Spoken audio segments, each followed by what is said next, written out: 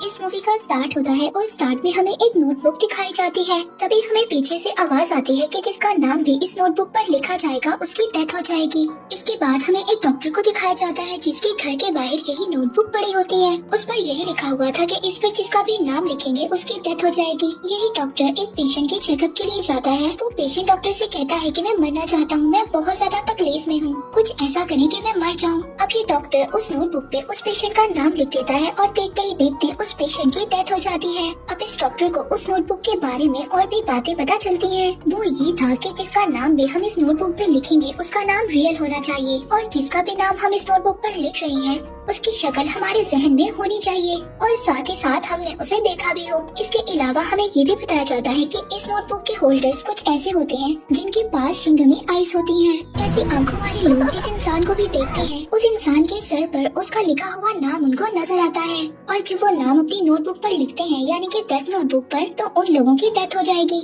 ये movie actually में death note का सेकंड पार्ट है। फर्स्ट पार्ट में हमें लाइट दिखाया गया था। इसने डेथ नोटबुक का यूज किया था और अपने आप को कीरा के नाम से फेमस करवाया था और लाइट को मारने के लिए एल को हायर किया गया था। अब इस मूवी में 10 साल बाद का टाइम दिखाया गया है और जो लोग क्राइम करते हैं और टेररिस्ट से जुड़े हुए हैं उन सब लोगों की अजीब तरह से डेथ हो रही है और बहुत से लोगों को हार्ट अटैक हो रहा है। और इस बात ने लोगों को सोचने पर मजबूर कर दिया है कि कीरा वापस आ गया है और कोई है जो डेथ नोट का यूज कर रहा है। अब इन सब के लिए टास्क फोर्स बनाई जाती है और उसका हेड रखा जाता है रियोसुकी को। अब रियोसुकी एल का बेटा था। एल वो इंसान था जिसने लाइट को रिवील किया था और लाइट वो इंसान था जिसने 10 साल पहले इस डेथ नोट का यूज किया था। अब मूवी में दिखाया जाता है कि एक लड़की को डेथ नोटबुक मिली है और वो कहते हैं कि मैं कीरा से भी ज्यादा अच्छा इस नोटबुक को यूज करूंगी। यहाँ टास्क फोर्स को ये खबर मिलती है कि सड़कों पर लोग मर रहे हैं। मोस्टली लोगों को हार्ट अटैक हो रहा है और ऐसा लग रहा है कि जैसे कोई लड़की इस नोटबुक को यूज कर रही है। इन्हें बताया जाता है कि जिस लड़की ने हुडी पहना हुआ है वो डेथ नोटबुक का यूज कर लोगों को मार रही है। अब टास्क फोर्स मौके पर पहुंच जाती है और उनको पता चलता है कि इस लड़की के पास शिंगमी आइज हैं। इसके बारे में आपको पहले भी बताया है कि जिन लोगों के पास शिंगमी आइज होती हैं उनको उस इंसान का नाम उसके सर पर लिखा हुआ नजर आ जाता है। अब ये लड़की लोगों के नाम पढ़ रही है, उस डेथ नोटबुक पर लिख रही है और लोगों को मारती जा रही है। अब टास्क फोर्स मौके पर पहुंच जाती है और ये लोग उस लड़की से डेथ नोटबुक ले लेते हैं और उस लड़की को कोई मार देता है। वहाँ पर कोई और भी होता है जो डेथ नोटबुक पर उस लड़की का नाम लिख देता है और उस लड़की को मार देता है। यहाँ टास्क फोर्स अब उस नोटबुक को अपने पास रख लेते हैं और वो लड़की मर जाती है। अब यहाँ पर सब लोग जब डेथ नोटबुक को टच करते हैं तो उसका ऑनर सामने आ जाता है। जैसा कि ये रूल है कि डेथ नोटबुक को जब लोग टच करते हैं तो उसका ऑनर सामने आ जाता है। इस बुक का ऑनर इन लोगों को बताता है कि इस दुनिया में टोटल 6 डेथ नोटबुक्स हैं। लोग इससे पूछते हैं क्या नोटबुक्स इनसे ज्यादा भी हो सकती हैं? तो वो कहता है कि नहीं, इससे ज्यादा नहीं हो सकते। ह्यूमन वर्ल्ड में सिर्फ 6 नोटबुक्स ही अलाउड हैं। अब टास्क फोर्स का टास्क ये था कि उन्होंने बाकी 5 नोटबुक्स को ढूंढना था। इसके बाद हमें दिखाया जाता है सभी लैपटॉप्स, मोबाइल, मॉनिटर में कीरा वायरस फैल जाता है। यानी कि हर लैपटॉप, मोबाइल, मॉनिटर में कीरा की वीडियो चल रही थी। सबके लैपटॉप, मोबाइल्स वगैरह हैक हो चुके थे। कीरा अपने वीडियो में ये बता रहा था कि नेक्स्ट कीरा वो होगा जो सभी नोटबुक्स को इकट्ठा करेगा। इसके बाद वो मुझसे मिलेगा, मेरे पास एक नया प्लान है। मैं ऐसी दुनिया बनाना चाहता हूँ जहाँ पर पीस होगा। यहाँ पर टास्क फोर्स में एक ऑफिसर दूसरे ऑफिसर से पूछता है कि क्या लाइट की डेथ हो गई थी? तो वो कहता है कि हाँ, लाइट की डेथ हो गई थी, मेरे सामने ही हुई थी। अब इन लोगों को समझ नहीं आ रही थी कि अगर लाइट की डेथ हो गई है तो न्यू कीरा कौन है जिसने नोटबुक्स को इकट्ठा करने का मैसेज दिया है। साथ ही हमें ये भी बताया जाता है इन ऑफिसर्स ने एक दूसरे को अपने रियल नेम नहीं बताए हुए क्योंकि कीरा इनमें से भी कोई हो सकता है और अगर उसे रियल नेम पता हो तो वो रियल नेम उस डेथ नोटबुक पर लिखेगा और इस तरह से इन लोगों की भी डेथ हो सकती है। इसीलिए ये एक सीक्रेट टास्क फोर्स थी। यहाँ पर टास्क फोर्स का हेड अपने टीम के डिटेक्टिव जिसका नाम मिशिमा है उससे पूछता है कि क्या कहीं ये सब मिसा तो नहीं करवा रही? तो वो कहता है कि मिसा कैसे करवा सकती है, 10 साल पहले उसकी मेमोरी इरेज कर दी गई थी। अब आपको ये भी बताया जाए कि पिछले पार्ट में मिसा भी दिखाई गई थी जो लाइट को पसंद करती थी और वो लाइट के साथ मिलकर काम करती थी। इसके अलावा ये लोग मिसा के केस के प्रोसिक्यूटर के बारे में भी डिस्कस करते हैं जिसका रोल आप लोगों को आगे जाकर पता चलेगा। इसके बाद हमें मिसा को दिखाया जाता है जो शूट पर थी। जब वो अपने रूम में आती है तो सामने टेबल पर बड़े पोटैटो चिप्स से आवाज आती है। ये आवाज लाइट की थी और जब वो उन पोटैटो चिप्स के पैकेट को खोलती है तो उसमें एक सेल था जिसमें रिकॉर्डिंग ऑन थी। वो रिकॉर्डिंग कह रही थी कि अपने पास बड़े प्रेजेंट बॉक्स को ओपन करो। जब वो उसको ओपन करती है तो उसमें डेथ नोटबुक थी। ये जैसे ही उस डेथ नोटबुक को टच करती है इसकी मेमोरी रिस्टोर हो जाती है, इसको सब कुछ याद आ जाता है। और ये रूल था, जब भी कोई इंसान डेथ नोटबुक को पोजेस करता है और उसको यूज करता है तो उसको सब याद होता है। लेकिन जैसे ही वो डेथ नोटबुक को किसी और को दे देता है तो उसकी मेमोरी इरेज करती जाती है, यानी कि उस टाइम पीरियड की सब मेमोरी जिस टाइम पीरियड में वो डेथ नोटबुक को यूज कर रहा था। क्योंकि अब मिसा उस नोटबुक को पकड़ती है तो उसकी सारी मेमोरी वापस आ जाती है। तभी इस डेथ नोटबुक का एंजल भी उसके सामने आता है और कहता है कि मिसा, तुमसे बहुत दिन बाद मुलाकात हुई है। और यहाँ पर हमें ये भी बताया जाता है कि टास्क फोर्स ने मिसा पर नजर रखी हुई थी, क्योंकि उन्हें ऐसा लग रहा था कि जो भी न्यू किरा है वो मिसा से कांटेक्ट जरूर करेगा। अब मिसा जब अपनी कार में जाती है तो कार की बैक सीट पर एक लड़का बैठा होता है और वो कहता है कि जो किरा की वीडियो वायरल हुई है उसके पीछे मैं ही था और किरा ने मुझे ये मैसेज दिया है कि तुम मिसा से जाकर मिलो। वो कहता है कि तुम नोटबुक्स को इकट्ठा करने में मेरी हेल्प करो, फिर उसके बाद हम वहाँ पर जाकर मिलेंगे जहाँ पर किरा ने तुम्हें मिलने के लिए कहा था। मिसा उससे कहती है कि अगर तुम जानते हो कि किरा जिंदा है और किरा से तुम्हारी मुलाकात हुई है तो उसने तुम्हें बताया होगा कि उसने मुझसे कहाँ पर मिलना था। पर ये लड़का मिसा से कहता है कि नहीं, उसने मुझे ये बात नहीं बताई क्योंकि वो चाहता है कि तुम मुझे वहाँ पर लेकर जाओ। असल में इस लड़के ने किरा की वीडियो देखी है और वो भी किरा से मिलना चाहता है, यानी कि लाइट को।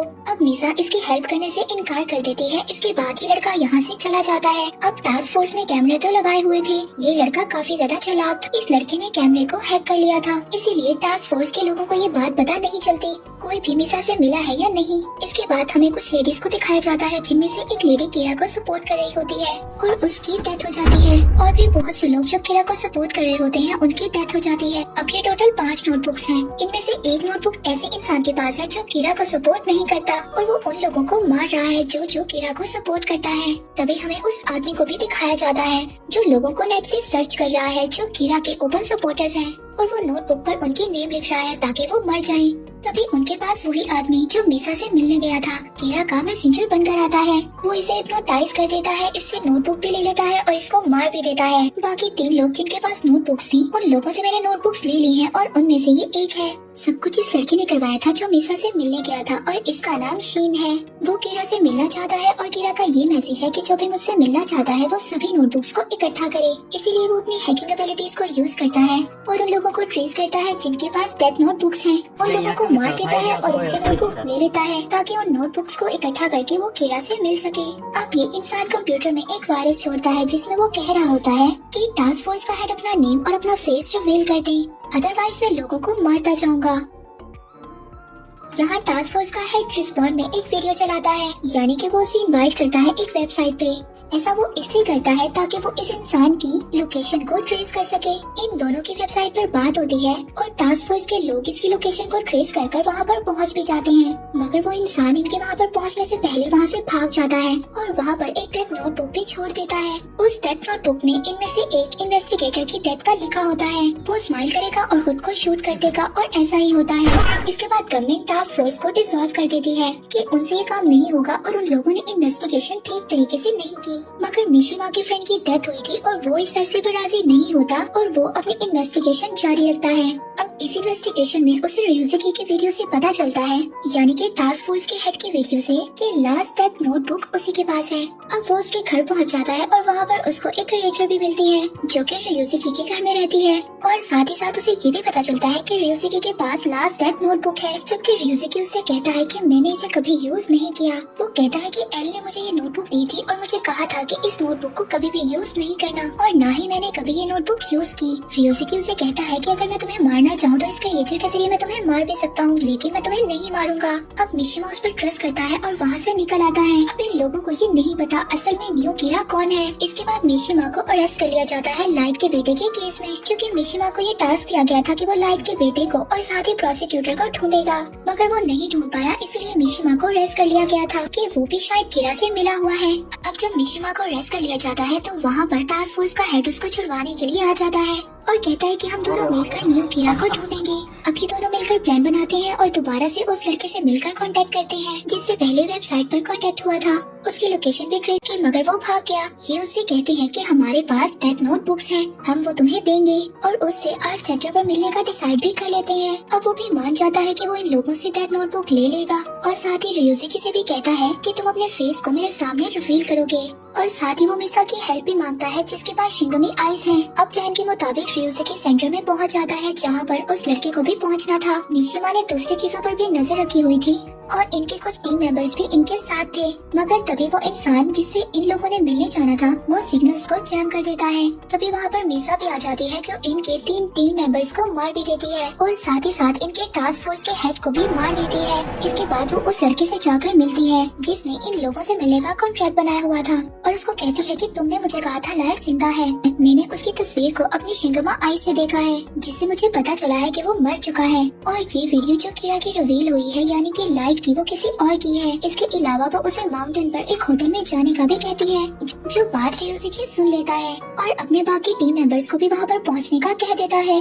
दूसरी तरफ वो लड़का जो कीरा के लिए सभी नोटबुक्स इकट्ठी कर रहा था, अब उसको भी ये बात पता चल गई थी कि कीरा मर चुका है और वो अब होटल पर पहुंच जाता है जहाँ पर उससे मिसा ने कहा था। वहाँ पर जाकर वो डेथ एंजल से कहता है कि कीरा मर चुका है और ये वीडियो जिस इंसान की वायरल हुई है वो कीरा नहीं है बल्कि कोई और है। वो कहता है कि मैं तो कीरा को फॉलो करता था और वो तो मर चुका है। वो कहता है कि अब जो ये डुप्लीकेट है इसको मैं मार दूंगा और कीरा का अब काम मैं करूंगा। अब डेथ नोटबुक का यूज सिर्फ मैं ही करूंगा। और वो कहता है कि मैं अब उस इंसान को ढूंढना चाहता हूँ जो न्यू कीरा है यानी कि कीरा बना हुआ है। इसके बाद वो डेथ एंजल से कहता है कि मुझे शिंगमी आइस दे दो। डेथ एंजल उसको उसी वक्त शिंगमी आइस दे देता है और शिंगमी आइस लेने के लिए इसको अपनी आधी जिंदगी कुर्बान करनी पड़ती है। अब वहाँ पर मिशिमा और ryusuke भी आ जाते हैं, मगर ryusuke तो मर चुका था लेकिन हकीकत में वो मरा नहीं था, बस उसने मरने का नाटक किया था। अब ryusuke को देखकर ये लड़का शीन नोटबुक पर उसका नाम लिख देता है और वो मरता नहीं है। इस बात पर ryusuke कहता है कि तुम जानते हो कि मैं क्यों नहीं मरा, क्योंकि मेरा नाम इससे पहले ही डेथ नोटबुक पर लिखा जा चुका है मौत के लिए किसी और डेट पर और मैं उसी पर मरूंगा। तब मिशिमा उससे पूछता है कि तुम्हें ये बात कैसे पता, तो वो कहता है कि मुझे डेथ एंजल ने ये बात बता दी थी कि किसी ने मेरा नाम डेथ नोटबुक पर लिख दिया था और मैं वैसे ही मरूंगा जैसे एल मरा था। मगर ryusuke कहता है कि इसने तो मेरा नाम नहीं लिखा था मरने के लिए, अगर इसने ऐसा किया होता तो मैं मर जाता, यानी कि न्यू कीरा ये नहीं बल्कि कोई और है। अब मिशिमा उससे पूछता है कि ये नहीं तो फिर कौन हो सकता है, जिस पर शीन ये सब सुनकर कहता है कि लाइट का एक बेटा भी था, हो सकता है कि वो न्यू कीरा हो और वही ये सब कुछ कर रहा हो। ryusuke इस बात पर कहता है कि वो अगर अभी होता तो वो सिर्फ 9 साल का होता और वो इतना छोटा ये काम नहीं कर सकता था। अब ryusuke मिशिमा से पूछता है कि उसके बेटे को ढूंढने का काम तो तुम्हारा था, तुम बताओ कि केस में तुम्हें क्या कुछ पता चला। वो कहता है कि मुझे तो कुछ भी याद नहीं है, मुझे तो कुछ भी नहीं पता चला। ryusuke कहता है कि तुम कैसे भूल सकते हो, तुमने इस केस पर काम किया था। अब ryusuke को यहाँ पर शक हो जाता है।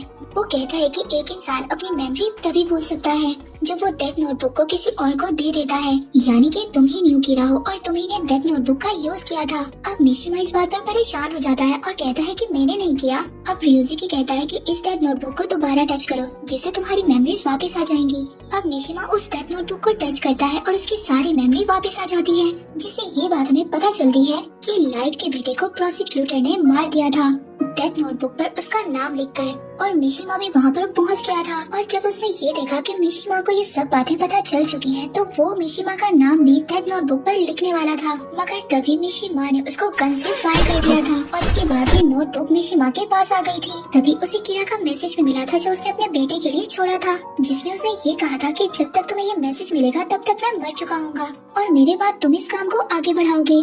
और इसके बाद मिशिमा ने उस डेथ नोटबुक का यूज करना स्टार्ट कर दिया और उसका ख्याल था कि कीरा तो सिर्फ क्रिमिनल्स को मारता था, मैं इस दुनिया से जंग को ही खत्म कर दूंगा। और वो टेररिस्ट को मारने लगता है। उसको ये भी पता चला था कि न्यू टास्क फोर्स बनी है और उसका हेड ryusuke है और उसी वक्त उसने ryusuke की डेथ भी लिख दी थी डेथ नोटबुक पर।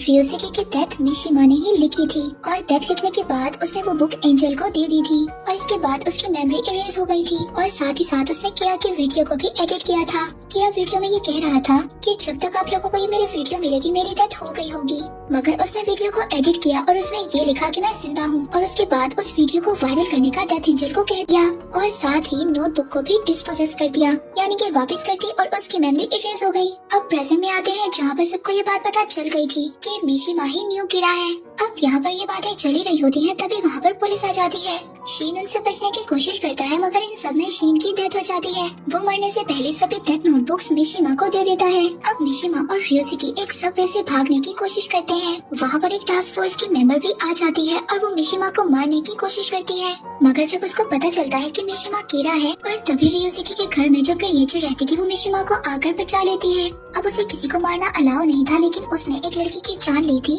इसलिए वो भी वहाँ से खत्म हो जाती है। यहाँ पर मिशिमा और रियोशिकी को भी कस्टडी में ले लिया जाता है। अब यहाँ पर रियो यानी डेथ एंजल मिशिमा को बताता है कि 6 डेथ नोटबुक्स दुनिया में लाई गई थी, तो वो कहता है कि लोग अपनी लालच से बाज नहीं आएंगे और इस तरह मेरा फन चलता रहेगा। इस पर मिशिमा कहता है कि वो 6 डेथ नोटबुक तो सिक्योर है और अब गवर्नमेंट की कस्टडी में है। तो रियो कहता है कि नहीं, इंसानों का लालच कभी भी खत्म नहीं हो सकता, ये गेम तो चलती ही रहेगी। और ऐसा ही होता है। इसके बाद मिशिमा को जेल में दिखाया जाता है, जहाँ पर रियोशिकी उसके पास आता है, उसको आकर बताता है कि वो गाड़ी जिसमें नोटबुक्स को लेकर ले जाया जा रहा था, उस पर टेररिस्ट ने अटैक किया है, जिसमें से 4 नोटबुक तो मौके पर ही खत्म हो गई और बाकी 2 नोटबुक्स मिसिंग हैं। और साथ ही रियोशिकी मिशिमा को ये भी कहता है कि तुमने आज ही के दिन डेथ नोटबुक पर मेरा मरना लिखा था, यानी कि आज मैं मर जाऊंगा। इसके बाद वो मिशिमा से कहता है कि इसके बाद तुम इस मिशन पर काम करोगे। मिशिमा कहता है कि मैं इतना क्वालिफाइड नहीं हूँ, तो रियोशिकी ये कहता है कि मिशिमा तो मैं हूँ, अब रियोशिकी तुम हो और तुम क्वालिफाइड हो, क्योंकि समझो कि मिशिमा तो मर रहा है और रियोशिकी जिंदा रहेगा। इसके बाद मिशिमा उसको अपना रियल नेम बताकर वहाँ से चला जाता है, क्योंकि रियोशिकी हमेशा कहता था कि वो ला के ऊपर है, इसलिए उसने मिशिमा को वहाँ से आजाद करवा दिया। अब मिशिमा वहाँ से चला जाता है और रियोशिकी की वहाँ पर डेथ हो जाती है। साथ ही हमें मूवी के एंड में लाइट की एक वीडियो भी दिखाई जाती है। वो हंस रहा होता है और कह रहा होता है कि सब कुछ वैसा ही हुआ जैसा मैंने प्लान किया था। इसके बाद ये मूवी यहीं पर एंड हो जाती है।